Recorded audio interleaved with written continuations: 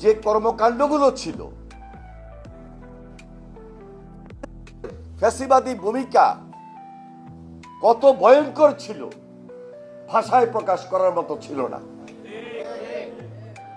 এই দিনটিতে, এই দিনগুলোতে কেউ তো বাড়িতে থাকতেই পারে নাই।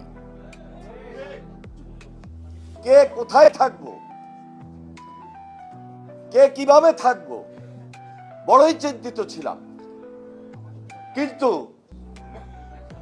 আমাদের ভারপ্রাপ্ত চেয়ারম্যান জনাব তারেক রহমান, তিনি প্রতিনিয়ত আমাদেরকে মনোবল দিয়েছেন, সাহস দিয়েছেন এবং দেশনেত্রী বেগম খালেদা জিয়া মিথ্যা মামলা সাজাপ্রাপ্ত হয়ে বন্দী থাকার পরও, অসুস্থ থাকার পরও তার পরামর্শ আমাদেরকে সাহস জুগিয়েছে। আমরা কিন্তু রাজপথ ছাড়ি নাই, আমরা পিছপা হই নাই। আমরা শেখ হাসিনার রক্ত চক্ষুকে উপেক্ষা করে তার পতন আন্দোলনে সারা দেশব্যাপী এক এবং ঐক্যবদ্ধ ছিলাম।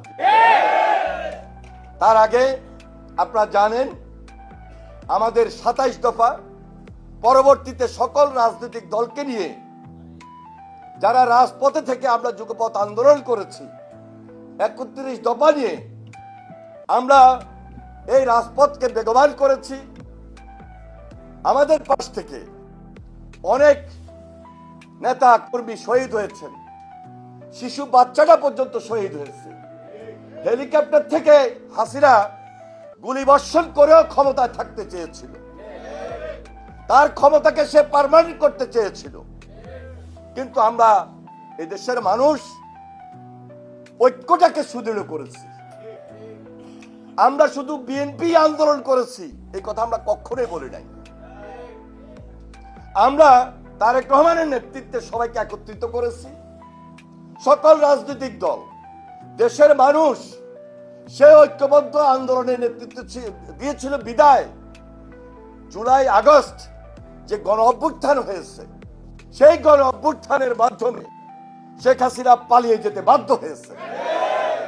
আমাদেরকে কিভাবে দেশটা গড়তে হবে, কিভাবে নতুন করে জনগণের সরকার হয়ে জনগণের দায়িত্ব নিয়ে পরিচালনা করতে হবে, এটা একটা চ্যালেঞ্জের ব্যাপার। ওই চ্যালেঞ্জটাকে গ্রহণ করে আমরা আগামী দিনে দেশনেত্রী বেগম খালেদা জিয়ার নেতৃত্বে, তার সম্পূর্ণ পরামর্শে, তারেক রহমানের নেতৃত্বে এই দেশটাকে গড়ার কাজে নেমে পড়ছে ইনশাআল্লাহ।